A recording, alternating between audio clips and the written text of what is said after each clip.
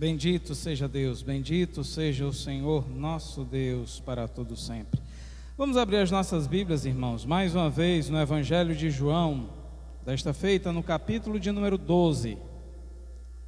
João 12, nós iremos ler alguns textos. Menos do que ontem, mas da mesma forma de grande relevância. E mais uma vez, eu vou transmitir para vocês uma das angústias de um pregador.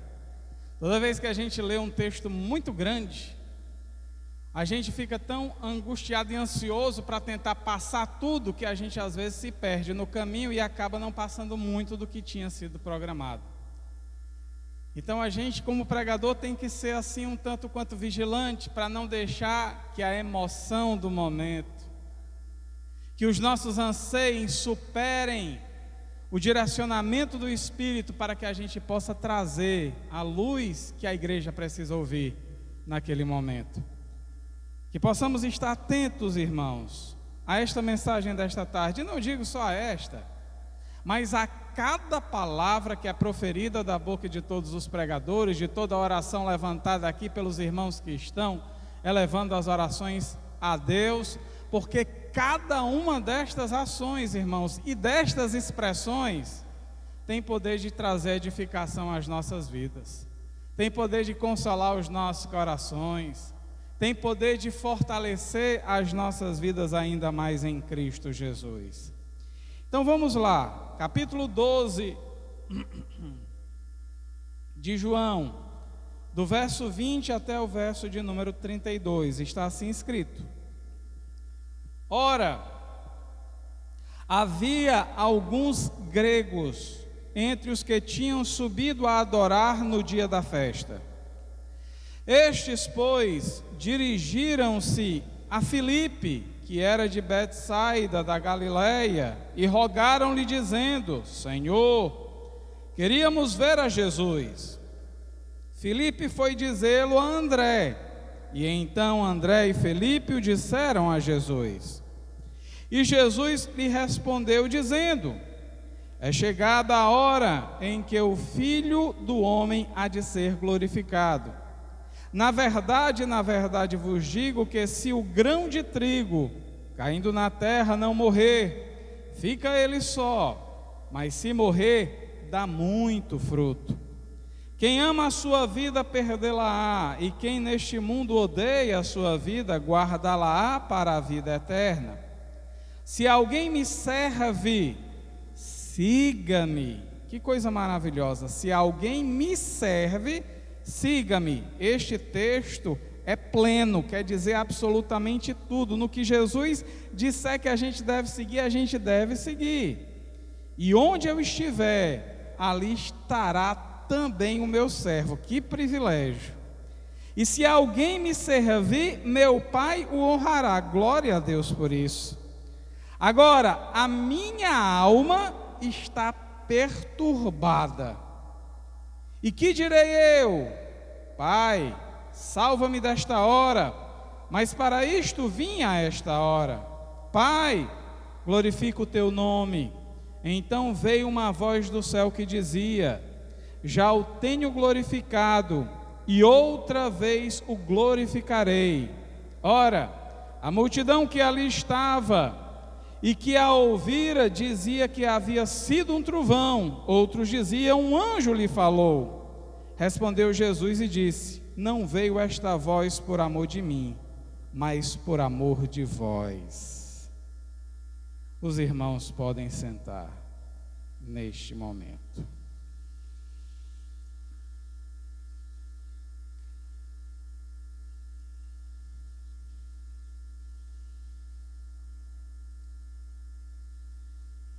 Meus queridos irmãos, nós encontramos Jesus aqui neste momento dialogando com dois de seus discípulos.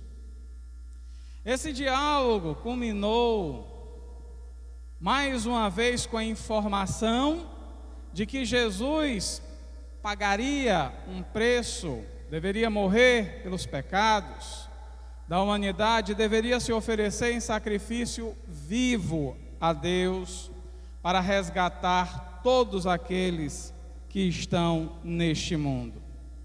Por assim dizer, eu posso entender e posso afirmar objetivamente que a missão de Jesus foi a missão mais importante que alguém pôde noticiar no mundo. Não existe missão tão destacável, não existe missão mais importante do que aquela que Jesus realizou neste mundo. Não há alguém que possa reivindicar sobre si, sobre outrem, sobre algum movimento, uma missão mais importante do que a que Jesus aqui apresentou. Ou será que você ainda tem dúvida de que a missão de Jesus foi importante? Foi sumamente importante. Mas é claro que a gente não gostaria de ficar apenas na fala, na argumentação, ou tentando provar isso do ponto de vista lógico. O canto que a gente pode tomar como base para justificar esta nossa fala e a nossa afirmação, sem dúvida nenhuma, é a própria palavra de Deus, porque a palavra de Deus garante a si próprio, porque ela fala na verdade, na verdade. Existe uma profecia lá nos tempos de Davi, proferida pelo profeta Natã, que se nós visualizarmos o contexto, Natã falava ali para a descendência direta de Davi, no sentido de ser Salomão o descendente consequente. Mas do ponto de vista espiritual, nós podemos entender esta profecia também como uma profecia voltada para Cristo Jesus, para validar, para enfatizar, para dizer que a missão de Cristo foi sem igual. Lá em 2 Samuel, no capítulo de número 7, se você não quiser ler, me acompanhe apenas na minha leitura. A partir do verso 12 ao 16 está escrito o seguinte: quando teus dias forem completos, Natã falando a Davi, e vieres a dormir com teus pais, então farei levantar depois de ti um dentre a tua descendência, o qual sairá das tuas entranhas, e estabelecerei o seu reino. Este edificará uma casa ao meu nome, e confirmarei o trono do seu reino para sempre. E eu lhe serei por pai, e ele me será por filho. A indicação que a gente pode extrair para elevar o tom profético de Natã acerca de Jesus é que Natã diz que o estabelecimento do reino deste descendente tem durabilidade eterna. Nem o reinado de Davi, nem o reinado de Salomão em toda a sua grandeza e majestade foi ou será capaz de perpetuar-se pela eternidade afora, mas somente o reinado e a obra de Cristo é que terá validade eterna. Por isso, eu posso vos dizer e afirmar com todas estas minhas palavras, que a obra de Cristo é sem igual, é a da maior importância dentre todas as demais que poderiam surgir e se equiparar, pelo menos, se é que existe alguma que pode se equiparar. Mas, reforço, a obra de Jesus é importantíssima. Disto nós temos certezas, nisto não temos dúvida, mas tem muita gente que se julga muito criterioso, e o critério destes tais é apenas tentar tomar um texto das Escrituras para desqualificar o movimento cristão. E hoje em dia, como tem gente tentando desqualificar o movimento cristão verdadeiro e genuíno, hein, irmãos? Mas tem muita gente que toma textos das Escrituras para desqualificar principalmente o Cristo Jesus, que a Bíblia Sagrada chama de rocha inabalável, a rocha na qual nós estamos fundamentados e muito bem amparados, a rocha daquela parábola que diz que pode vir ventos e pode vir tempestades, e ela não é capaz de tirar-nos deste firme fundamento. Mas tem gente que se acha mais sabido do que as Escrituras.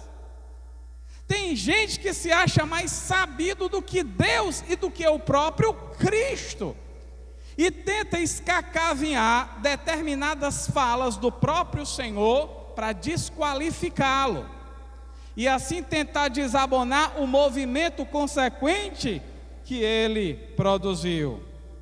Por exemplo, se nós tomarmos o texto de João, que nós lemos nessa tarde, e pegarmos um ponto nevrálgico que tem uma certa relação com isso que eu estou propondo de início, muita gente vai colocar em dúvida a importância e a grandeza da obra de Cristo Jesus ao citar, por exemplo, o verso de número 27, que está dito o seguinte: agora, disse Jesus, a minha alma está perturbada.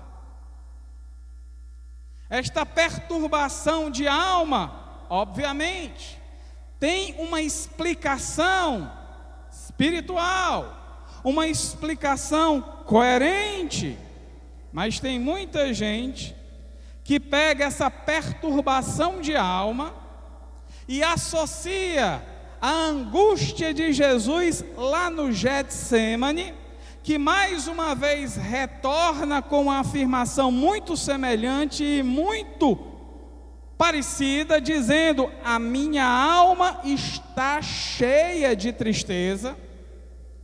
E essa tristeza e este sentimento pode significar um sinal de alerta para estes daí encontrarem algum equívoco e tentarem desfazer com este movimento tão sublime providenciado por Deus, que eles dizem: está vendo, aqui Jesus estava se perturbando, Jesus estava aqui começando a se inquietar, quando ele viu o que tinha que enfrentar, ele começou a pensar duas vezes sobre aquilo que ele iria enfrentar, se valeria a pena ou se não valeria.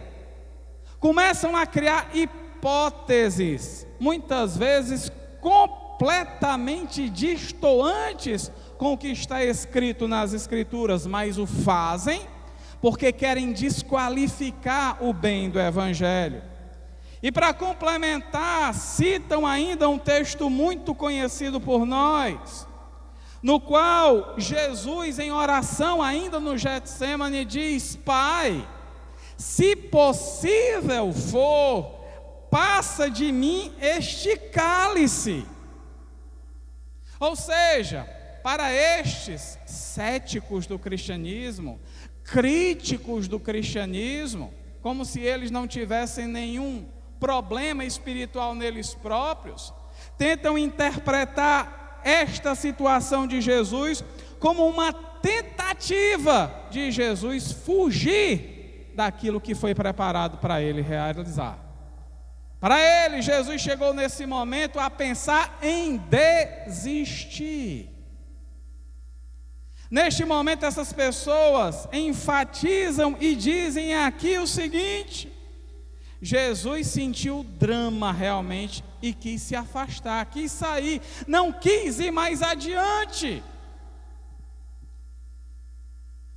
Irmãos, isto está explicado até mesmo nas Escrituras. Obviamente, eu não posso esperar que uma pessoa que não tenha o novo nascimento possa interpretar corretamente as Escrituras, não é verdade? Quem é crítico, quem é cético, quem não gosta da palavra de Deus, tenta interpretar ela racionalmente, dentro de uma perspectiva mundana. Ele não tem o discernimento espiritual. E querem explicar isso de uma maneira muito voltada para a mentalidade mundana. Tem um bocado de gente hoje que antigamente falava mal do Evangelho, se dizia ateu, e hoje está citando a Bíblia todo dia que vai para a imprensa. Vocês já viram isso? O cúmulo da contradição. O problema, irmãos, é que essas pessoas não entendem que o conteúdo das Escrituras e o entendimento para aquilo que Jesus fez, é preciso ter espiritualidade para entender. É preciso ter uma sensibilidade não produzida por conhecimento humano, mas sensibilidade por guia ou por orientação do Espírito Santo de Deus, que Jesus disse: Ele vos guiará em toda a verdade, e Ele vos fará lembrar de tudo quanto eu havia dito anteriormente.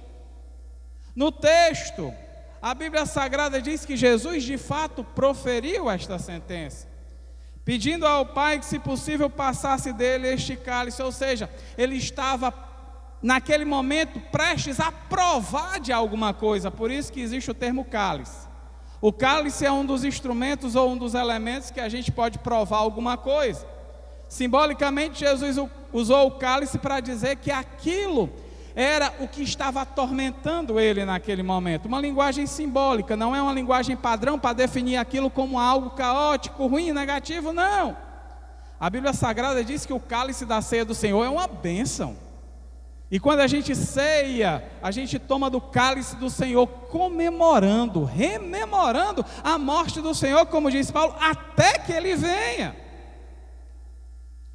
Mas o fato é que Jesus diz o seguinte, após dizer o que disse: Pai meu, se este cálice não pode passar de mim, sem que eu o beba, faça-se a tua vontade e não a minha. Ou seja, Jesus colocou uma questão para Deus, que é mal interpretada, e em seguida disse: ainda que tu não resolvas, Senhor Deus, do jeito que eu estou esperando que tu resolvas, eu vou encarar, eu vou adiante, eu não vou voltar atrás. É bom que se diga isso, principalmente, irmãos, pelo fato de Jesus dizer, no texto que nós lemos, no verso 24, quando Jesus diz: na verdade vos digo, que se o grão de trigo caindo na terra não morrer, fica ele só, mas se morrer dá muito fruto. Esse grão de trigo era ele, e ele sabia da necessidade de morrer, e ele sabia que tinha que morrer. E alguém diz assim: então antes, pastor, ele estava se sentindo inseguro ou temendo a morte? Jamais. Muito pelo contrário, Jesus não temia a morte, mas eu gostaria de levar vocês a um certo entendimento, para que a gente pudesse perceber aquela circunstância de uma forma prudente, e não enviesar por um caminho meio tortuoso que desqualifica o Senhor. Veja só, nestes momentos aqui, Jesus já estava sentindo o drama do sofrimento da cruz. Lá no Getsêmani o negócio piorou. Ou seja, a gente pode perceber, a gente pode enxergar, a gente pode ver, ainda que seja nas palavras deste livro maravilhoso, irmãos, que o sofrimento de Jesus era grande e intenso, quase insuportável. Dá para perceber isso aí, não? Jesus estava sofrendo de uma maneira quase insuportável, não? Era sofrimento muito, já já a gente diz por quê. Pastor, mas Jesus, irmão, estava sofrendo intensamente, e a Bíblia diz que ele estava sofrendo intensamente. Pastor, tem gente que ainda abre o peito e fica reclamando desse sofrimento de Jesus. Ele leva uma topada no dedo, o dedo arranca um pedaço, ele fica chorando. Um sofrimento tão bobo como esse, de uma unha arrancada, de um pé ferido. Irmão, Jesus estava sofrendo pelo mundo inteiro. Esta era a medida do sofrimento de Jesus. É o primeiro ponto. Segundo, o sofrimento de Cristo ali que ele estava tendo era um sofrimento como homem, porque Deus não sofre. Ou você pensa que Deus sofre? Será que Deus tem alguma afetação por alguma coisa que a gente faz aqui na terra? Deus se sente afetado? Pastor, mas a Bíblia Sagrada diz que Deus se entristece. A Bíblia diz que Deus se arrepende. Aquilo é uma forma da gente entender um sentimento ou uma atitude de Deus dentro do nosso limite, porque Deus não sofre, irmãos. Se Deus sofresse, Deus não era Deus. Se Deus, meus irmãos, sofresse, Ele não estaria na posição da divindade que Ele ocupa. Ele não sofre. Vou até dizer uma coisa que parece estranha. Se todos nós desaparecêssemos de forma geral e restasse Deus somente com a sua triunidade, Deus não sentiria falta de nós, porque Deus autoexiste e Ele subsiste nele próprio. Ele não precisa de ninguém para existir, porque Ele é autossuficiente, é o único ser autossuficiente. Nós não somos autossuficientes, mas Deus é. Ele não depende de ninguém, mas nós dependemos de Deus. Cristo ali naquele momento, irmãos, Ele estava como homem. Paulo diz que nele habitou corporalmente. Em Cristo Jesus existe, meus irmãos, a ideia de Ele ser um homem plenamente. É por isso que a Bíblia Sagrada chama Ele de Filho do Homem. Eis aí alguém que é semelhante ao homem, ou alguém que é o homem. Paulo chama ele de segundo Adão. Ou seja, Jesus foi constituído, foi criado pelo Espírito de Deus para ser homem no sentido total e pleno da palavra. Por isso ele sofreu como homem. Ele estava sofrendo. E é importante que se diga que aquele sofrimento, meus irmãos, o estava condicionando à morte naquele momento, de forma antecipada. É aí que eu começo a desvendar um pouco aquelas angústias de Jesus, ou aquelas perturbações de Jesus passada inicialmente. Quando a Bíblia diz que Jesus se perturbou, a Bíblia não queria dizer que ele estava querendo sair do objetivo de Deus. A Bíblia quer fazer a gente entender que Jesus estava entendendo que ele não podia morrer naquele momento, porque se ele morresse naquele momento, ele não chegaria à cruz, e se ele não chegasse à cruz, não teria sacrifício, e se não tivesse sacrifício, não tinha derramamento de sangue. A Bíblia Sagrada diz que é pelo derramamento do sangue que os nossos pecados foram perdoados. Jesus sentiu um drama forte e poderoso naquele momento, porque ele disse: eu não posso morrer agora. Vejam só como é algo completamente diferente, não é não? Um diz que Jesus queria fugir da raia. Nós estamos dizendo, pelo prumo das Escrituras, que Jesus apenas queria postergar o momento da sua morte para não morrer naquele momento, porque ele tinha que ir até a cruz. Ele tinha que se fazer maldito por todos nós, mesmo sendo ele uma pessoa justa, íntegra e correta. Jesus, meus irmãos, jamais fugiria da obra que ele tinha abraçado para realizar. A morte naquele momento resultaria no fracasso da sua missão. Ele não podia morrer ali. É por isso, irmãos, que a gente dá glória a Deus. É por isso que a gente louva ao Senhor. É por isso que a gente exalta, meus irmãos, a Cristo Jesus, porque em tudo, absolutamente tudo, Ele foi coerente e perfeito. Ele não deixou brechas para nada. Mas você diz: pastor, por que as pessoas querem encontrar brechas? Porque não querem viver segundo o que Ele ensinou. Porque é confrontador o que Jesus ensinou nas Escrituras. Jesus disse que quem ama a sua vida, vida qual? A vida de prazer, a vida de deleite, a vida voltada com os interesses deste mundo. Quem ama a sua vida, quem gosta dessa vida, vai perder. Mas quem se priva dessa vida mundana, regalada pelos pecados, esse daí está guardando para a vida eterna. O Evangelho é confrontador, irmãos. O Evangelho não é brincadeira, não. O Evangelho é coisa seríssima.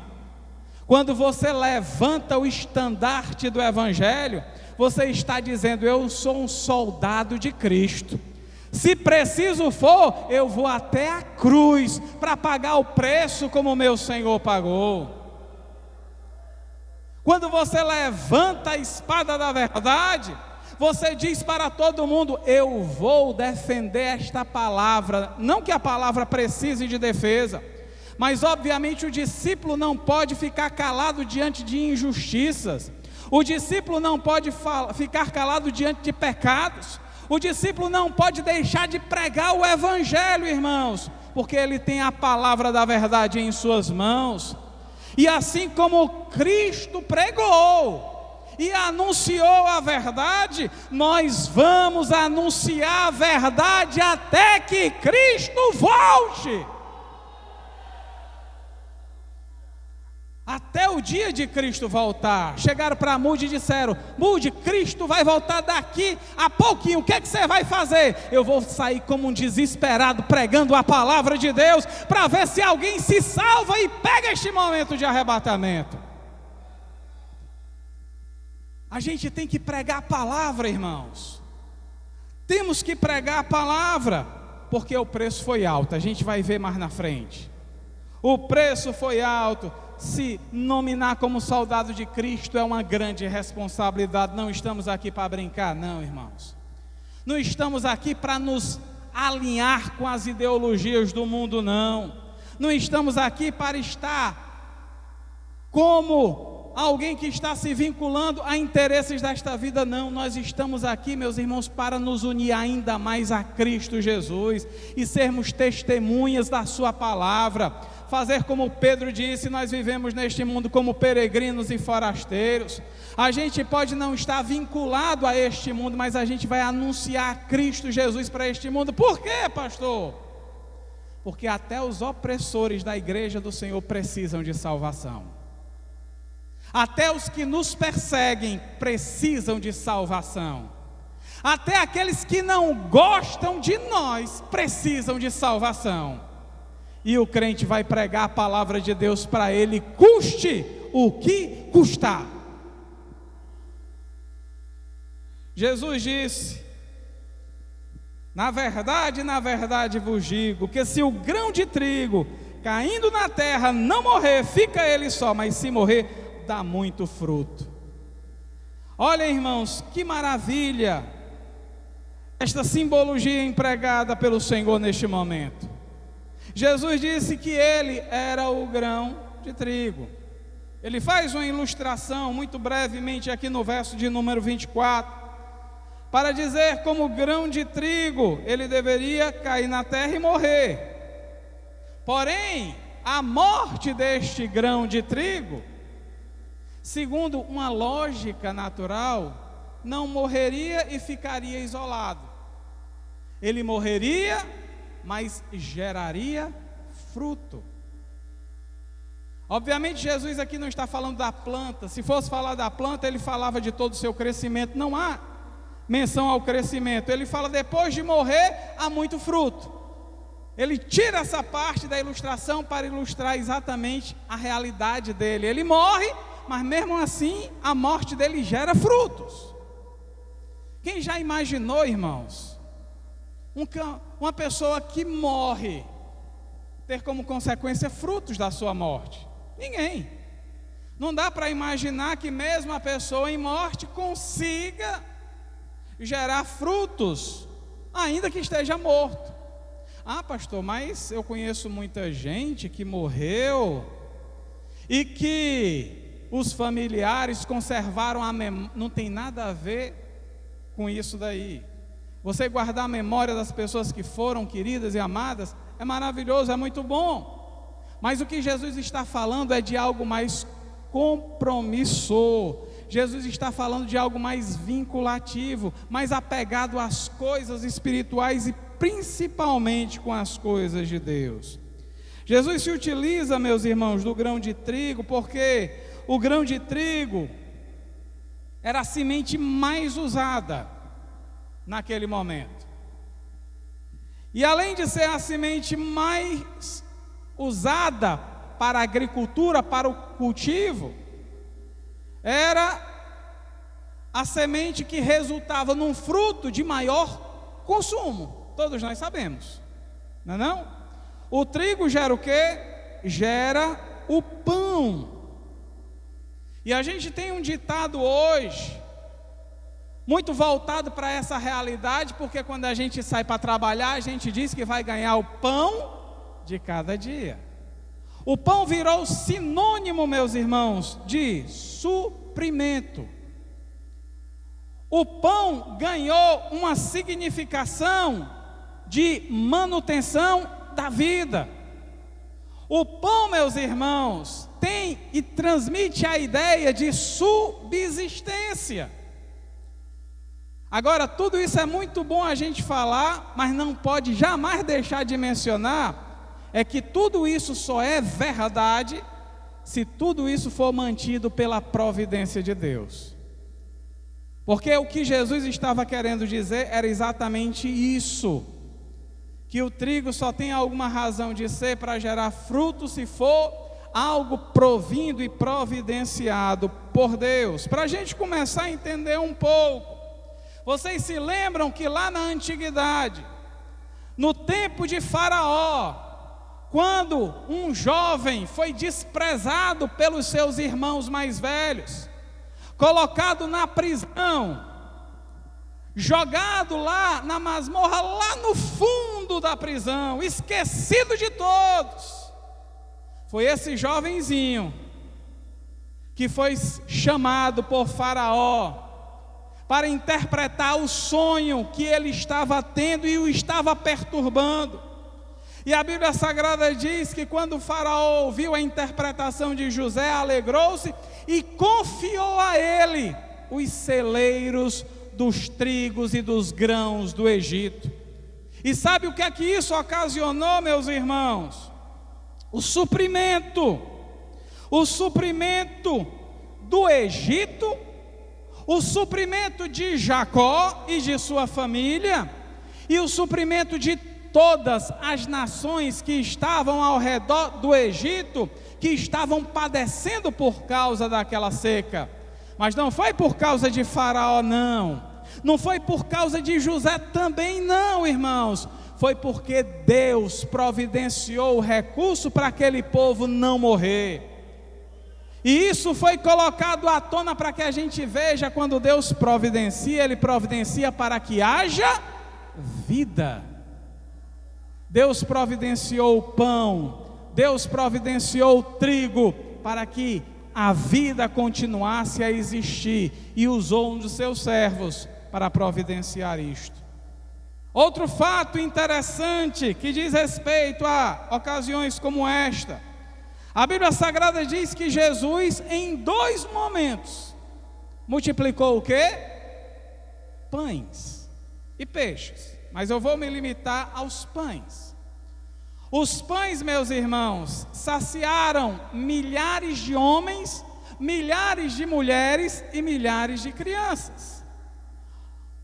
Um pouquinho de pão escondido na bolsa de alguém que estava no meio da multidão foi transformado pela providência de Deus para dar àquele povo subsistência naquele desafio de enfrentar o deserto e seguir a Jesus e ir para onde ele estava indo.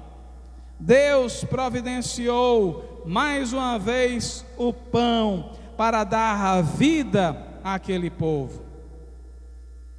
Tudo pela providência divina. A gente fala nisso, meus irmãos, em tom de alegria, e eu gosto de ouvir isso, porque todas as vezes que a gente traz à lembrança estes fatos, a gente lembra de como Deus é um Deus provedor.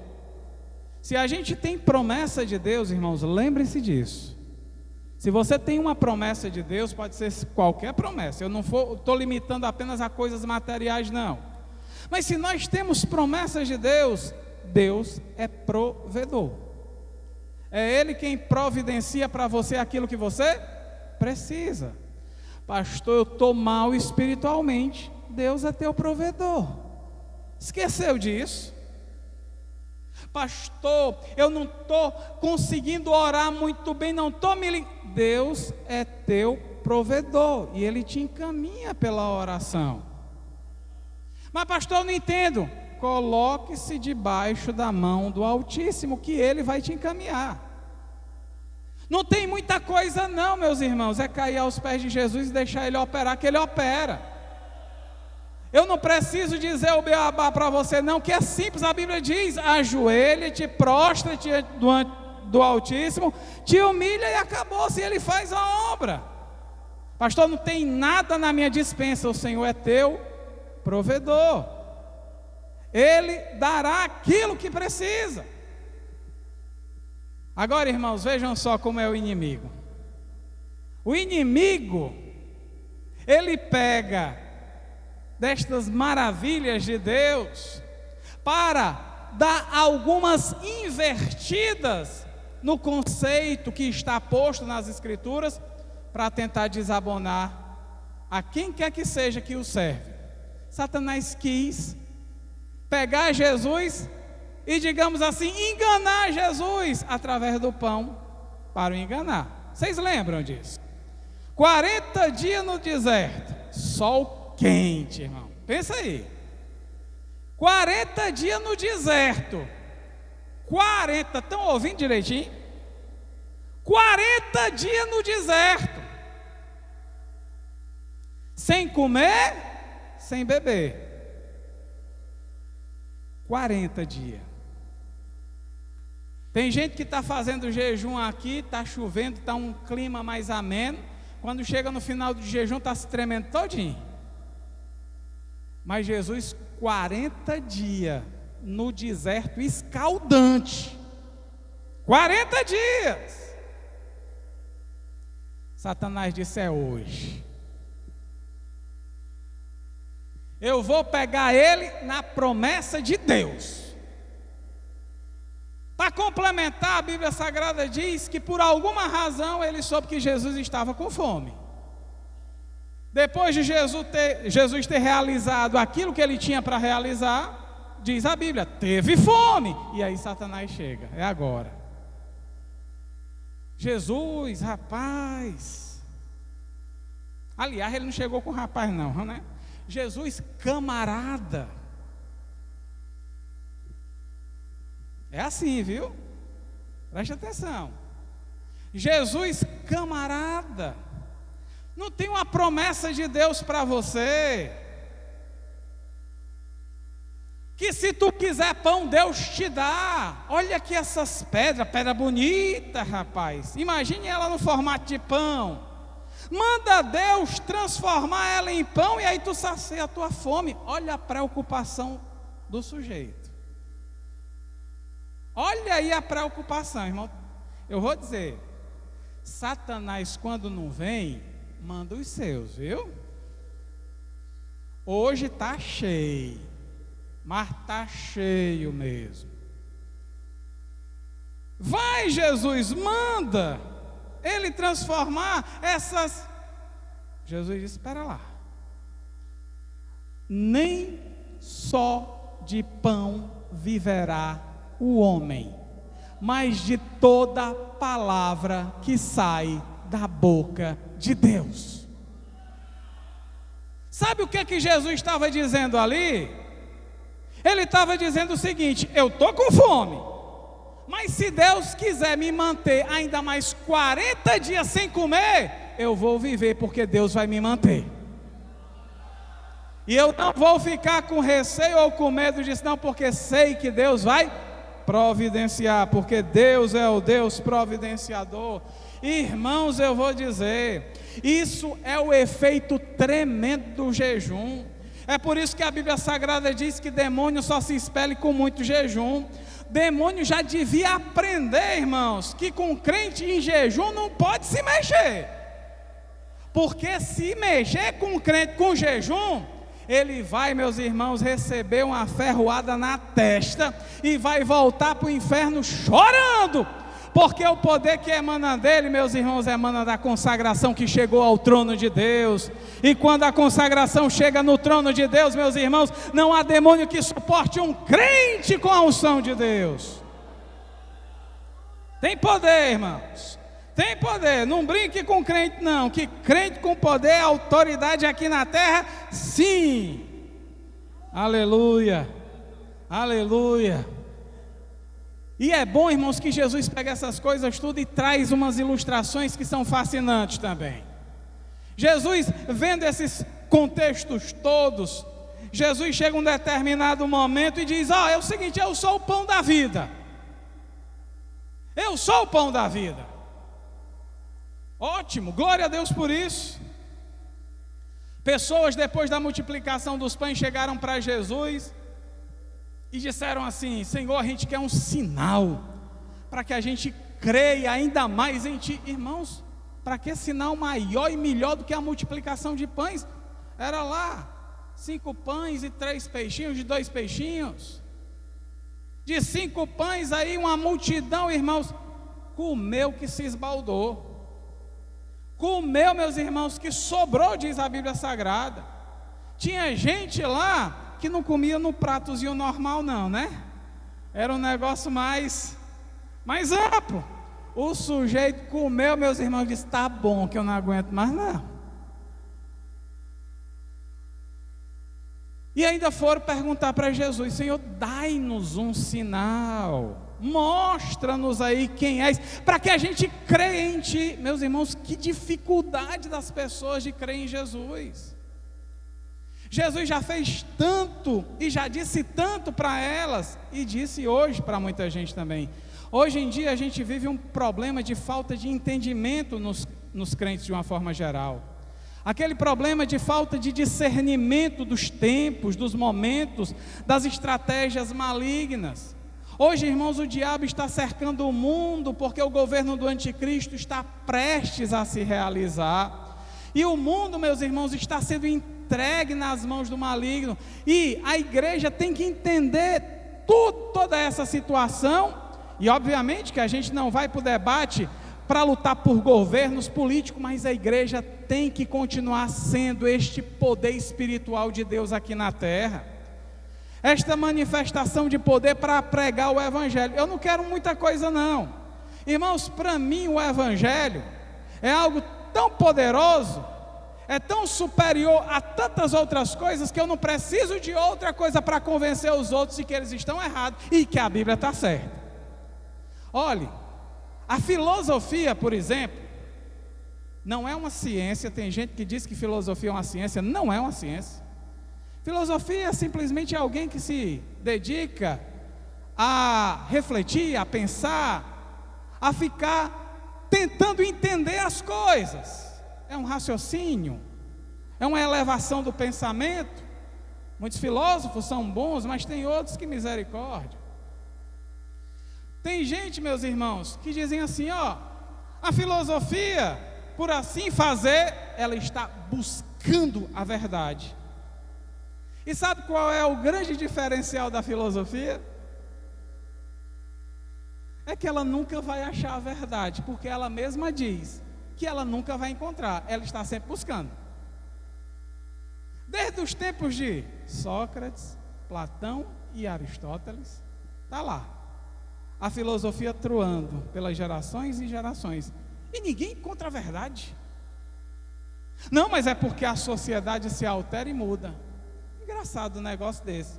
Para Deus o homem continua sendo homem e não tem dúvidas quanto a isso. Os sentimentos dele são os mesmos de antigamente e não tem do que se duvidar. O que a gente faz hoje, irmãos, a gente olha para o passado, é o que os homens faziam no passado. Muito embora hoje as formas de pecar e as maneiras de expressão estejam um tanto quanto diferentes, mas os pecados são os mesmos, não alteram, não se modificam, não rumam para outras coisas, nunca se inventa nada. É por isso que Salomão disse o que lá em Eclesiastes? Não há nada de novo debaixo do sol. É sempre mais do mesmo. É tudo se repetindo da mesma forma. Aí vem um bonitão bigodudo, bonitão nada, o cara era feio que só a gota, mas que era bigodudo ele era. Aí diz assim, isso é o eterno retorno do mesmo. É tudo voltando a ser o que era e voltando para o princípio. Eu digo, agora foi. Esse é o procedimento da filosofia. Mas Jesus foi muito enfático e direto. Eu sou a verdade. Acabou-se. Por que Jesus é a verdade, irmãos? Porque ele falou do passado, como o passado exige-se que fala. Ele falou do presente, como o presente exige que se fala. E ele falou do futuro, como o futuro exige-se que fala. Ou seja, tudo quanto ocorreu no passado foi validado por Cristo. O que ele falou no presente se confirmou na vida e na realidade das pessoas. E muito embora a gente ainda não tenha provado as delícias do porvir, pelo que a gente já vivenciou hoje em Cristo Jesus, a glória que está esperando por nós no porvir é grande, meus irmãos. É grande, meus irmãos. Nem olhos viram, nem ouvidos ouviram, nem jamais penetrou em coração humano aquilo que Deus preparou para aqueles que o amam. Se você ama a Deus, irmãos, é para dar glória a Deus mesmo, porque o que tem reservado para você lá é glória sobre glória, é vida sobre vida. É algo, meus irmãos, tão extraordinário, que muito embora eu não possa conceber neste momento, eu sei que quando eu chegar lá, eu vou mergulhar e não vou sair de lá nunca mais. Aleluia, aleluia. É por isso que Jesus disse lá para aqueles camaradas que estavam pedindo lá um sinal para eles: olha, vocês estão pedindo aí um sinal, vocês comeram, se saciaram e estão querendo deste pão aí. O meu pão não é igual ao de Moisés, não. E digo-vos mais uma coisa: o pão de Moisés não foi o pão do céu. Para Jesus, encerrar logo a conversa com eles. O pão que vocês aí estão achando de Moisés, o maná lá, não foi o pão do céu, porque o pão do céu sou eu. Fui eu que desci lá das regiões celestiais e vim saciar a fome espiritual de vocês aqui na terra. E eu vou dizer, irmãos, esse pãozinho aí de Jesus alimenta, rapaz. E eu vou dizer, não só alimenta não, a gente viu ontem da alegria também, né? Não é só alegria também não, ela dá unção. Ela não dá só unção, não, dá coragem e ousadia.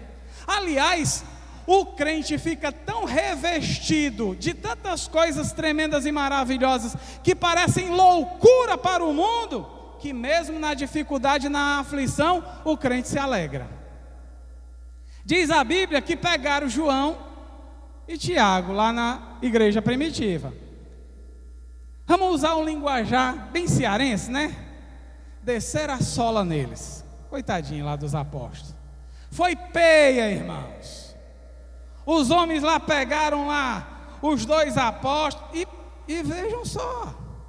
O que é que eles tinham feito, pastor? Tinham curado um coxo. Eles tinham feito um bem e tinham sido presos. Olha aí. Olha a mentalidade, meus irmãos, do reino do mundo, né?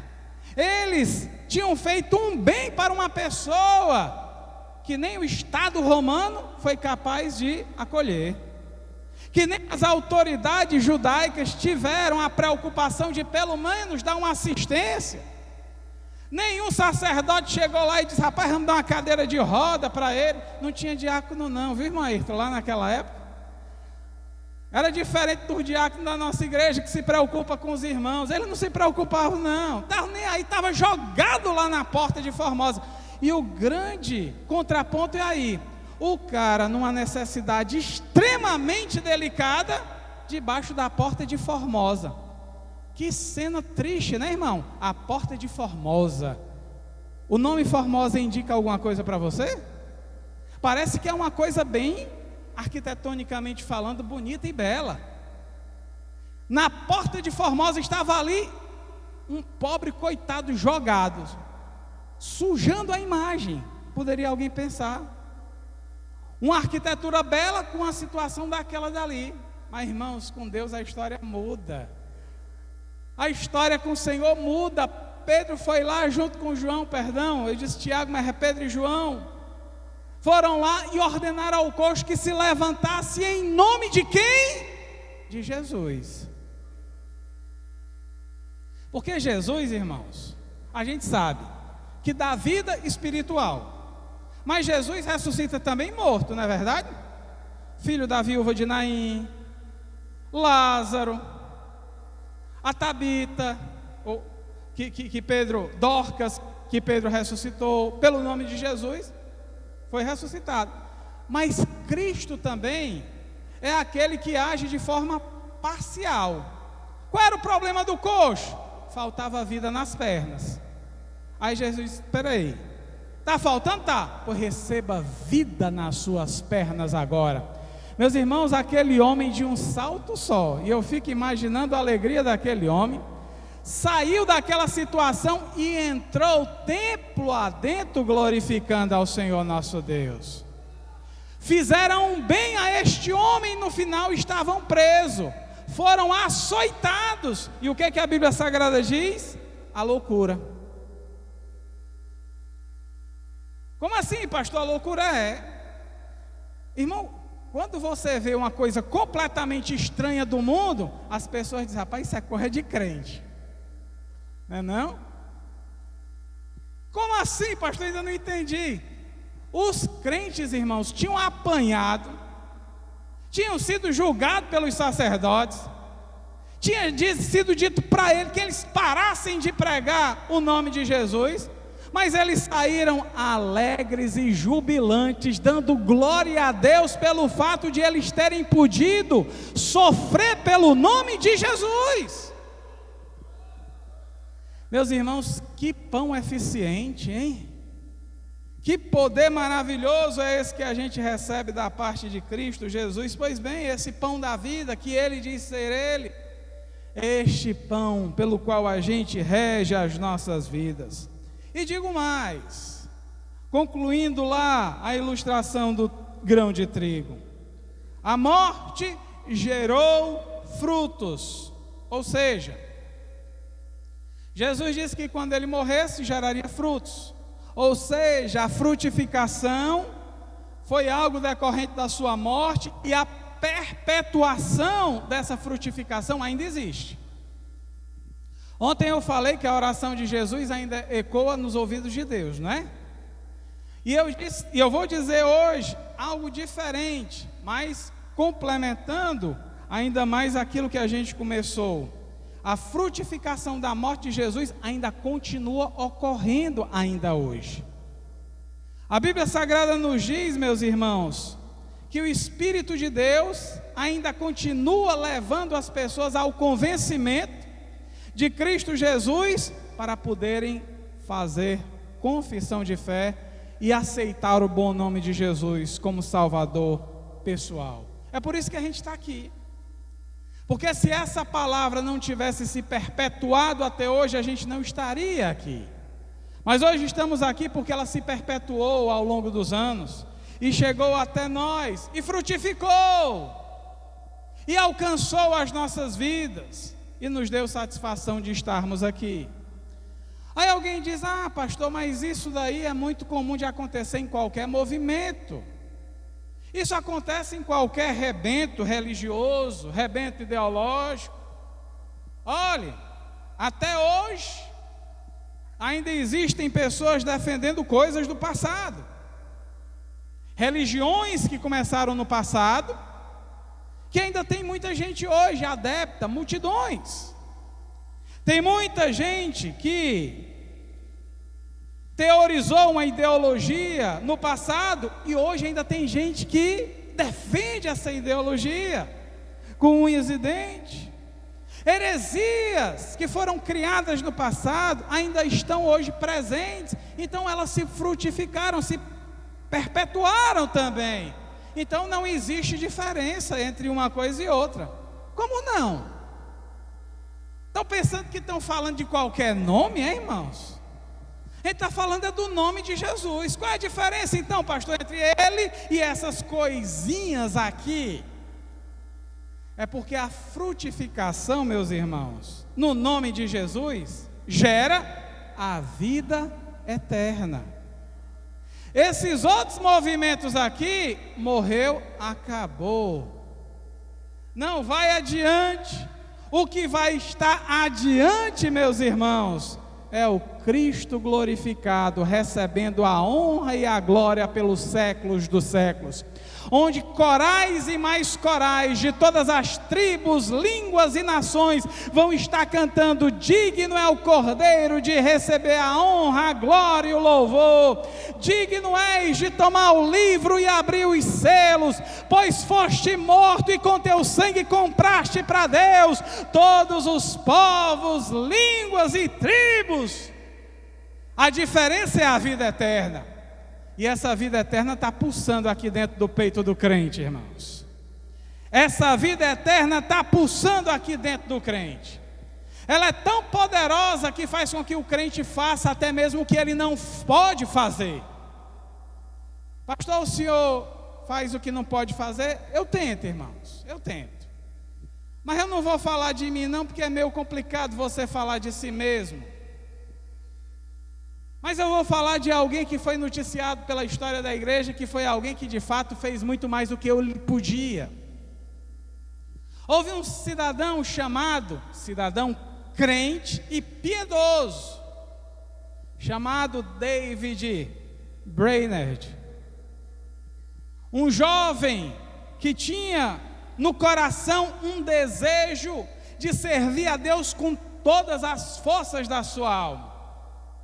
Mas que na adolescência ele contraiu tuberculose, e essa doença foi um fardo ao longo dos seus dias enquanto crente. Mas mesmo com esse fardo, ele lutou até o final da sua vida com esta doença, sem se recusar a ser dominado por ela, porque o que estava em pauta na sua vida era mais a Cristo do que qualquer outra coisa.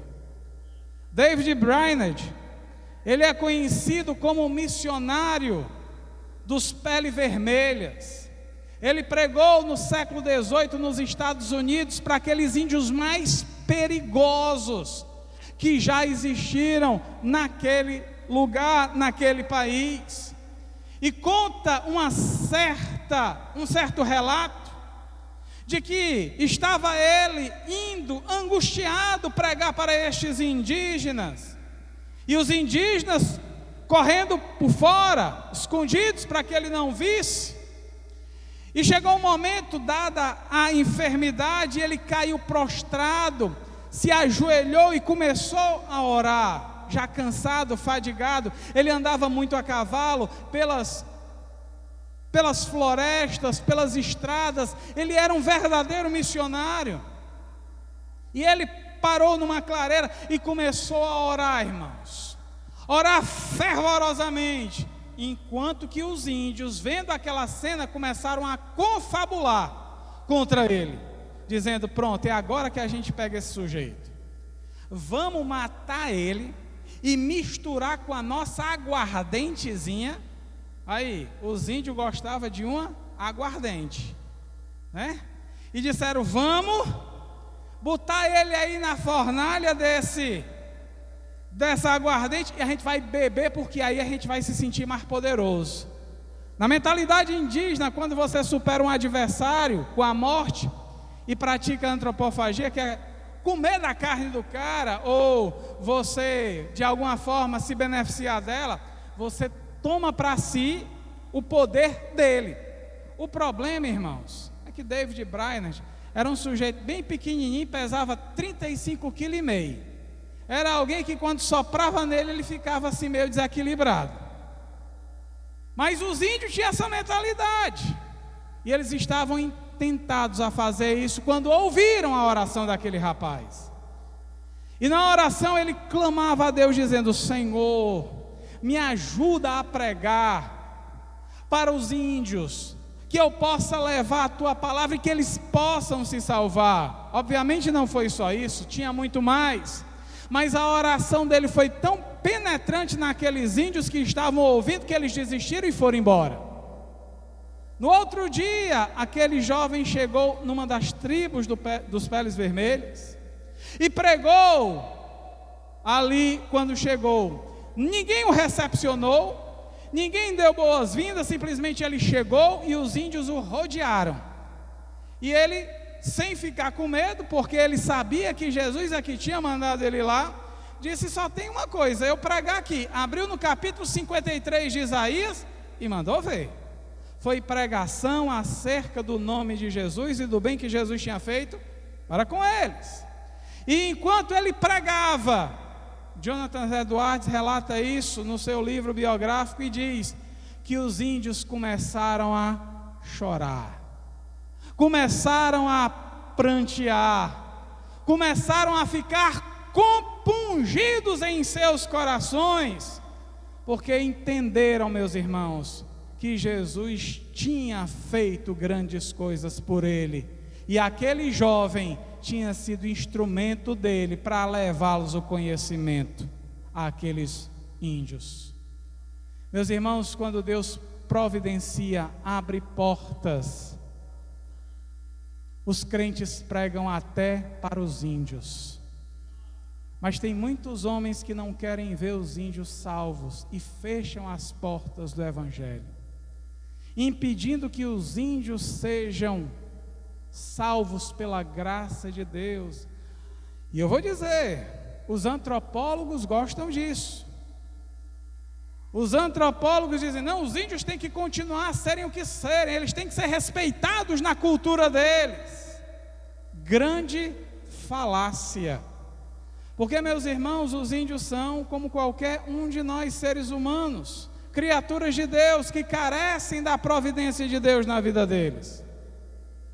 E é de admirar pessoas dizerem isso e quererem que dentro da nossa sociedade onde a gente vive, a igreja ter que engolir goela abaixo ideologia de gênero, aborto, legalização de drogas, tudo que não presta.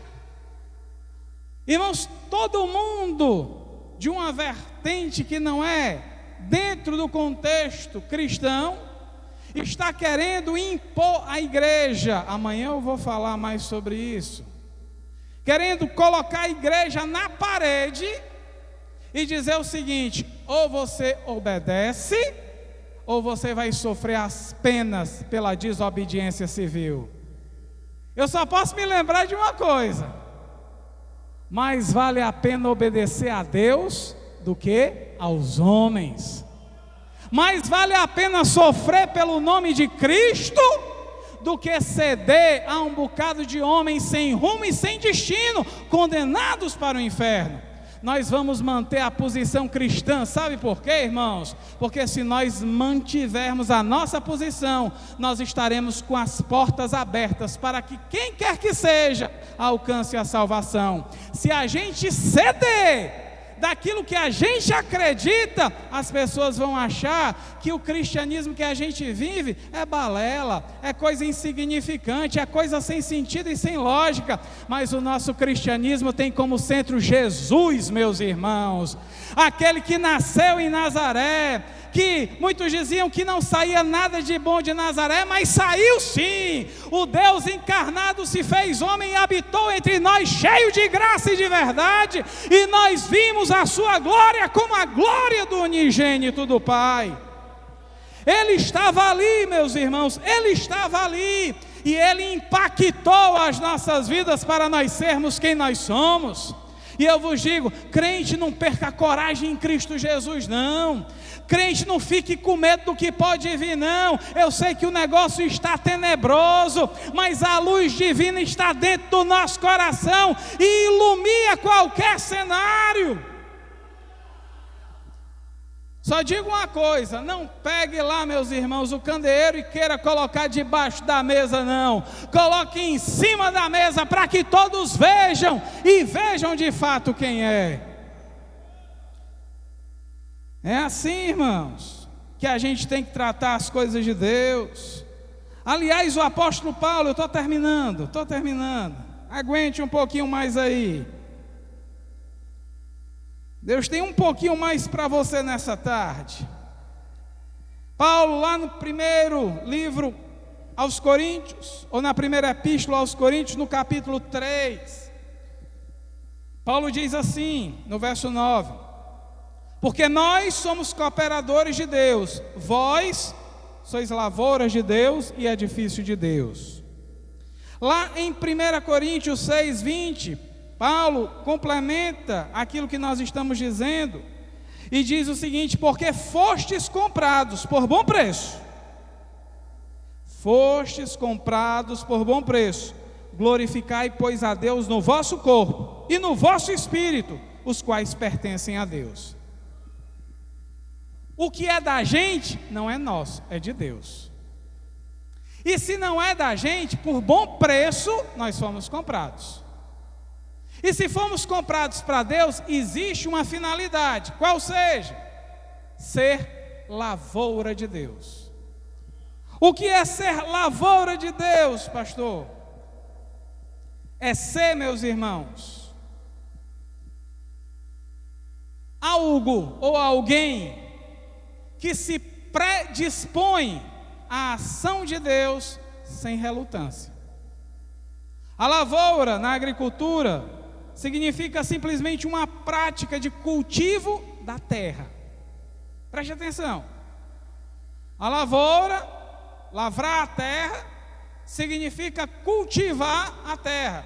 E Paulo está dizendo: vós sois lavouras de Deus. Em outras palavras, ele quer que nós sejamos cultivados pelo favor e pela graça de Deus. Se você não resiste a este favorecimento de Deus e se permite ser aquilo que o Senhor Deus quer que você seja, vai ser uma bênção, irmãos. Vai ser uma bênção, porque a sua identidade cristã vai estar garantida. Não queira ser como o mundo quer que você seja, porque há uma depreciação de seres aí. Imagine só, você está aqui à mercê da vontade de Deus, sendo ou podendo ser vaso de honra nas mãos do Senhor. Mas vem o mundo e tenta dar uma pitadazinha em você de alguma coisa, aí você cede. Ah, crente, você está muito feia, irmã. Apesar de esses termos pejorativos estarem começando a se alterar e daqui a pouco não poder ser utilizado. Mas o mundo diz: você está muito assim, desprovida de beleza, vamos dar um jeitinho aqui. Aí você sabe o que é que acontece: lambuza a sua cara todinha de pintura de A a B. Aí vai lá no cabeleireiro, o camarada dá um puxão na irmã, a irmã, né, cai para trás, para ver se melhora aí o cabelo.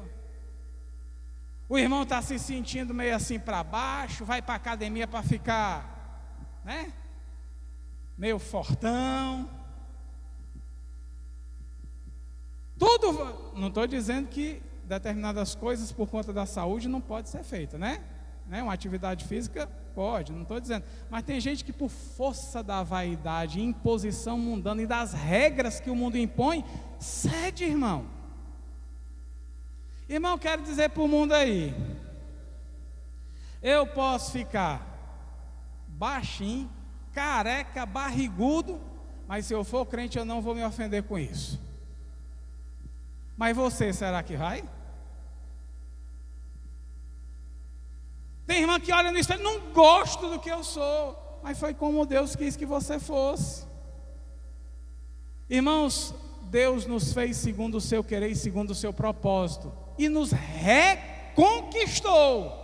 Vejam aqui, com alto preço. A gente já era dele, mas por conta de um problema lá atrás, ele perdeu, entre aspas, a gente, mas agora em Cristo nós fomos reconquistados por alto preço. Não vamos, irmãos, deixar de lado a bondade de Deus. Não vamos deixar a bondade de Deus para que a gente ceda, meus irmãos, aos caprichos do mundo. Vamos permitir o Espírito Santo de Deus, que é o agente responsável pela lapidação da nossa vida, que Ele realize uma obra tremenda nas nossas vidas. Porque se Ele realizar, meus irmãos, vida o Espírito tem para dar. O Espírito tem discernimento, tem poder. Ora, irmão, se a gente estiver nas mãos do Espírito, nada nos afeta. Nada impõe para nós qualquer coisa que seja negativa para o bem do Evangelho. Eu só posso levantar as mãos para o alto, dar glória a Deus e dizer: fala, Espírito Santo, através de mim. Faz, Espírito de Deus, o que queres que tu faças na minha vida, que eu estarei plenamente feliz. Irmãos, sejamos guiados, como a gente canta, pelo oceano do Espírito, ou no oceano do Espírito, navegando, meus irmãos, com Jesus, com o leme nas mãos, não querendo tomar o leme das mãos de Jesus, não, mas indo, meus irmãos, junto com Ele, e Ele sendo o nosso guia, e sendo o nosso direcionador. Vamos ficar de pé nessa tarde.